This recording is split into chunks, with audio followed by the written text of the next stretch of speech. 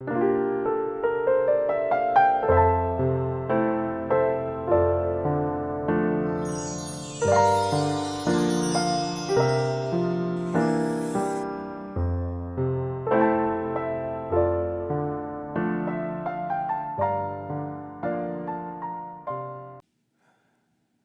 18장 31절에서 43절까지 말씀을 우리 한 절씩 교독합니다.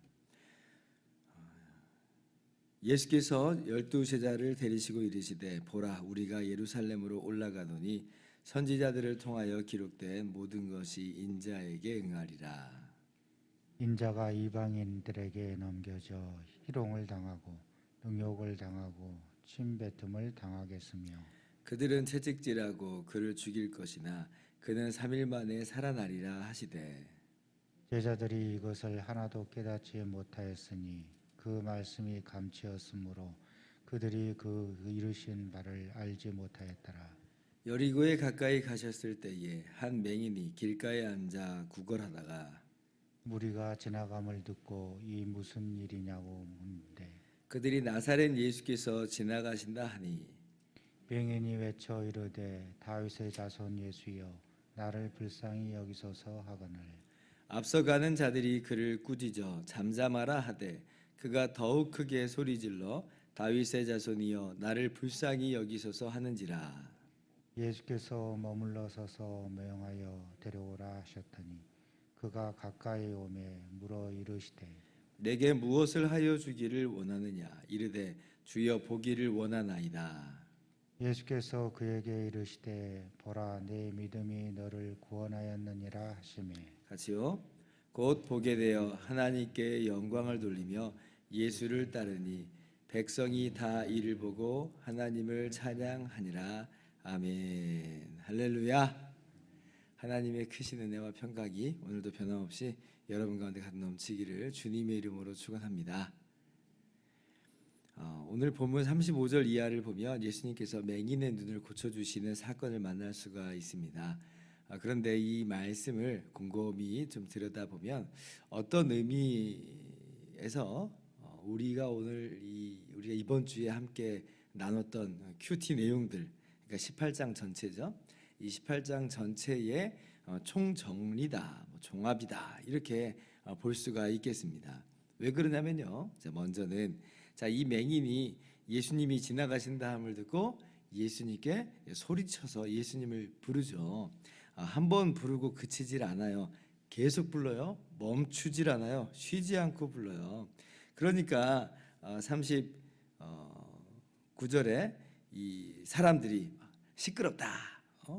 조용히 좀 하라. 여기에 너만 있어? 이러는 거죠.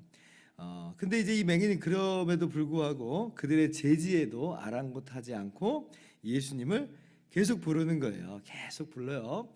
자, 어떤 말씀이 떠올라요? 이번 주에 화요일 큐티, 그죠? 18장 1절에 불의한 재판장의 비유를 예수님께서 말씀하여 주시잖아요. 그 비유 속에서 한 억울한 일 당하는 과부가 이 재판장에게 자주 가가지고 내 원수를 갚아달라고, 내 원한을 풀어달라고 그렇게 간청을 합니다. 그러니까 그 불의한 재판장이 견디다 못해 아우 내가 못 살겠다, 못 견디겠다 하면서 이 과부의 그 원한을 풀어준다라고 하는 것을 비유로 가르치셨어요. 그러면서 말씀하시길 항상 기도하고 낙심치 말아야 될 것을 그렇게 우리에게 교훈하여 주셨습니다. 오늘 지금 근데 보세요. 딱 맹인이 그러고 있죠. 쉬지 않고 낙심하지 않고 기도하고 있잖아요. 예수님이 불의한 재판장에다 그 얘기를 하는 게 아니라 이 지금 맹인의 기도의 자세가 이 과부 비유에서 가르쳐 주신 그 말씀처럼 그런 모습을 정말 딱 취하고 있다는 거예요. 자, 그리고 또 보세요. 자, 수요일 큐티 본문이었죠. 자, 38절 이제 이하를 보면 이제 맹인이 어떻게 불러요? 예수님을 부르는데 다윗의 자손 예수여 나를 불쌍히 여기소서 이렇게 부릅니다. 나를 불쌍히 여기소서. 자, 수요일 큐티 18장 9절 이하를 보면 예수님께서 또 이제 바리새인과 세리를 이제 비유로 또 드십니다. 바리새인은 자기의 의를 붙잡고 기도한다고 그랬어요. 근데 세리는 어떻게 기도한다고 그랬어요? 멀리 서서 어떻게 기도해요? 하나님이여 나를 불쌍히 여기소서. 나는 죄인이로소이다. 나를 불쌍히 여기소서. 그래서 예수님께서 그 비유를 이제 가르치시면서 자기를 높이는 자는 낮아지고 자기를 낮추는 자는 높아지리라. 바리새인이 아니고 세리가 의롭다함을 얻고 돌아갔다, 이렇게 가르쳐 주셨어요. 근데 오늘 딱 지금 맹인이 지금 그러고 있잖아요. 나를 불쌍히 여기소서. 그도 그렇게 맹인이 뭐 지금 붙잡을 게 있겠어요. 자신은 눈이 멀었죠. 또 국어라는 거지에 불과하죠. 자신의 어떤 자격이나 조건을 따져보면 아무것도 없는 거예요. 아무것도 없는 거예요.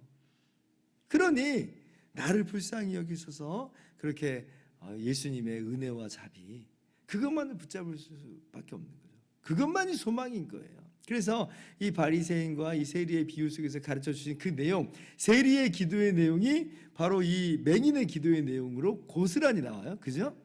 자, 그리고 또 보세요. 이제 18장 18절 이제 이하, 어저께 큐티였죠. 어저께 큐티. 한 부자관리가 예수님께 찾아와서 예수님께 묻잖아요. 내가 어떻게 하여야 영생을 얻으리까? 이렇게 물어요. 그런데 이제 부자관리는 제가 어떻게 말씀을 해석을 했어요. 이제 표면적으로는 십계명을 다 지킨 것처럼 그렇게 보였지만, 그러나 심층적으로 들어가 보면 십계명을, 모든 율법을 다 지키지 못한 것이다. 그렇게 제가 말씀을 드렸습니다.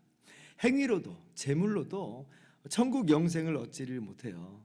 자신의 노력과 자신의 힘으로는 얻어낼 수 있는 게 아니라는 거예요. 그러니까 이제 제자들이 놀래가지고 뭐라고 그랬어요? 그런즉 누가 구원을 얻을 수 있으리까? 예수님 뭐라고 말씀하셨어요? 무릇 사람이 할 수 없는 것을 하나님은 하실 수 있다. 하나님은 하실 수 있다. 이거 하나님의 선물이라고 그랬죠. 하나님의 능력이라고 그랬습니다. 27절. 그렇죠? 자, 그런데 오늘 예수님께서 맹인의 눈을 어떻게 하여 주세요? 42절을 이제 딱 보니까 그 맹인을 향해서 예수님이 이렇게 말씀하시죠. 보라! 눈을 떠라! 이렇게 말씀하신 거예요. 눈을 떠라 하시니까 눈이 떠져 버려요. 눈이 떠져 버리는 거예요. 세상에 사람이 할 수 없는 것을, 지금까지 앞을 못 본 채로 평생을 살았는데 사람이 할 수 없는 것을 하나님은 하실 수 있다. 당시의 어떤 의학 상황 속에서 맹인이 눈을 뜬다는 건 있을 수가 없는 일이거든요. 그런데 하나님은 하시는 거예요. 하나님은 하신다.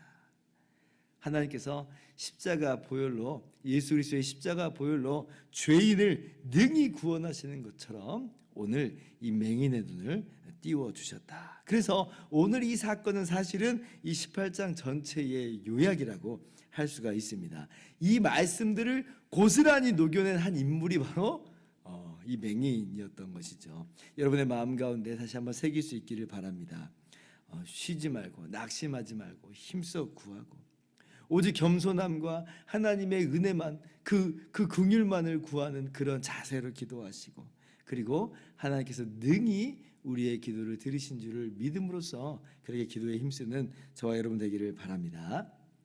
자, 그리고 오늘 말씀 속에서 마지막 교훈 한 가지를 더 봅시다.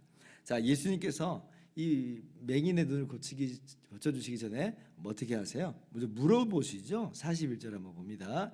자, 내게 무엇을 하여 주기를 원하느냐? 이렇게 물어보세요. 예수님이 왜 물어보실까요? 뭐 몰라서 물어보시는 걸까요? 그렇지는 않을 것 같아요. 왜냐하면 딱 봐도 저도 알겠어요. 저도 알겠는데 예수님이 모르실 리는 없는 거예요. 왜 물어보셨을까? 여러분, 어떤 분들은 이렇게들 막 생각하기도 합니다. 뭐 하나님 뭐 다 이미 다 아시는데 뭘 기도를 하고 그래? 뭐 이렇게 말씀하시는 분들이 있어요. 예, 물론 하나님이시니까 우리가 기도하기도 전에 우리에게 모든 것이 우리의 구하는 것, 우리에게 필요한 것 예수님이, 하나님이 이미 다 알고 계세요.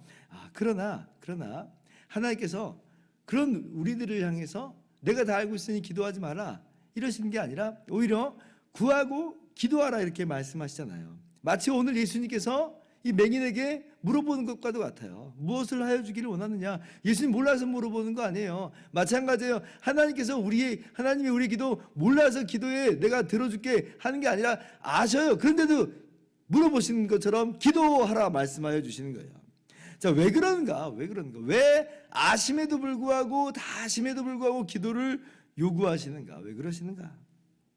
그 이유 중에 하나는요, 하나님 몰라서가 아니라 우리의 기도를 들으시고 응답하시는 분이 바로 하나님이신 것을 분명히 알게 하시고자 우리에게 기도를 명하시는 것이 있어요. 자, 한번 이 맹인의 것으로 한번 돌아가 보세요. 예수님께 구하지도 않았는데 그냥 나았어요. 한번 그렇게 한번 생각을 해보는 거예요. 그러면 이 맹인이 예수님이 정말 낫게 해주신 것으로 그렇게 믿을까요? 아니면 우연이라고 믿을까요? 그래서 하나님께, 예수님께 감사할까요? 아니면 그냥 지나쳐 버릴까요? 놀라긴 하지만 지나쳐 버릴까요? 여러분, 기도를 안 하면 어떤 결과가 빚어지냐면 하나님께서 하신 것이라고 생각을 안 해요. 그냥 우연이라고 생각을 해요. 감사도 안 하고 그냥 지나갑니다. 사실 우리의 모든 삶이 하나님의 응답들인데, 근데 우리가 그 모든 것을 통해서 항상 하나님 이것도 해주시고 저것도 해주시고 그것도 해주시고 그리고 살아요? 그러지 않잖아요. 그냥 이거는 흘러가는 인생이라고 생각하고 이렇게 살아간단 말이에요. 근데 우리가 기도하고 나서 이런 일들을 경험하잖아요. 그럼 어떻게 우리가 생각해요? 하나님이 하셨구나, 우리가 이렇게 생각합니다. 그래서 기도는 뭐냐면 우리 들으라고 하는 것이다. 어떤 분이 그러더라고요. 기도는 하나님 들으라고 하는 게 아니고 사실은 우리 들으라고 하는 것이다. 왜? 하나님 이미 알고 계시니까. 근데 누가 몰라요? 우리가 모르는 거거든요. 우리 마음에 이야기를 하는 거예요.